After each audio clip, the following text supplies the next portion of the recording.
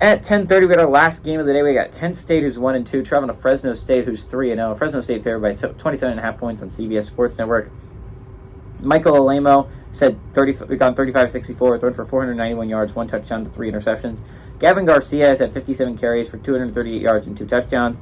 And Terrell Harris had 11 catches for 208 yards and a touchdown. Mikey Keene for the Bulldogs on 86 of 132, thrown for 880 yards, 8 touchdowns to 2 interceptions. Elijah Gilliam on the ground had 58 carries for 249 yards and 2 touchdowns. And Eric Brooks had 28 catches for 369 yards and 3 touchdowns.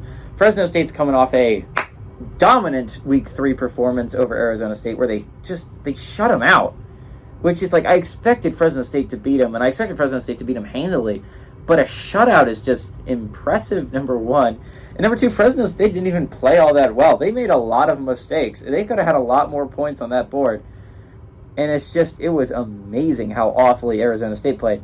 Fresno State is going to eventually run into some trouble in the Mountain West, right? Like, Fresno State's 3-0, and they look like a really good football team. They're one of 2 3-0 teams left in the Mountain West, and that's all good and dandy. But you're eventually going to start running into teams like Boise State. The other undefeated is Air Force. You're eventually going to probably have to play them.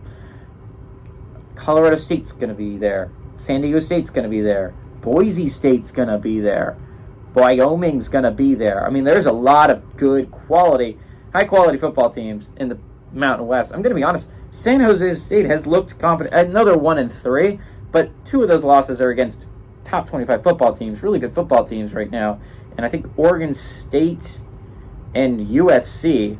And then they lost a third one on the road to Toledo, and Toledo should be 3-0 right now, right? Like, if they don't lose that heartbreaker against Illinois, where you arguably outplayed them the entire game, they're 3-0 right now. I'm still talking about the Rockets. The Rockets are a good football team.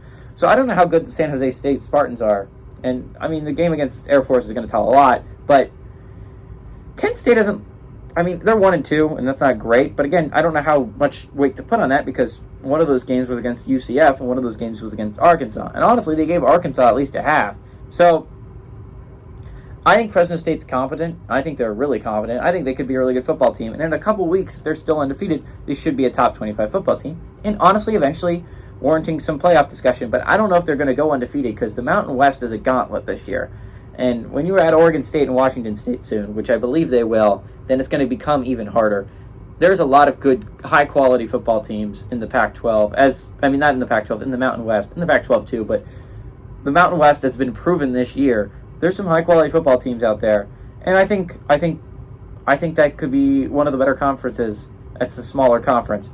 Anyways, give me Fresno State, though. I think they're a much better team than Kent State. Give me Fresno State to win and cover at home.